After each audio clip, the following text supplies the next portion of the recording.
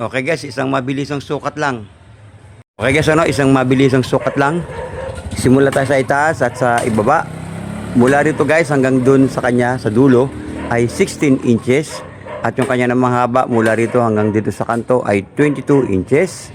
Yung kanya namang siding mula sa harapan papuntang likod, 22 inches. Mula sa itaas hanggang dito sa ibaba ay 19 and 3/4. Ito naman kanya mga brace, 5 inches by 14 and a half. Okay guys, dito naman sa kanyang front latag at yung kanyang ported. Sa kanyang front, 14 and a half by 14 and a half. Ito naman kanyang latag, 14 and a half by 18 and a half. Yung kanyang ported, 7 and a half by 14 and a half. Ito naman kanyang sa ilalim, 4 and 3/4. Ito naman brace sa likuran,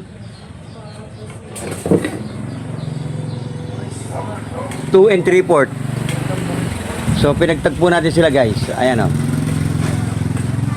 Yung kanyang haba guys ay 21 inches.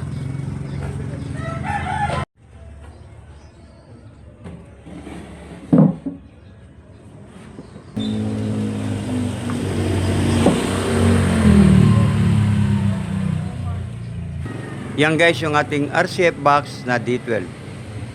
Maglalagay pa tayo dyan guys ng kanyang hamba sa palibot para sa kanyang pamintuan. So hintayin nyo na lang guys, update ko kayo.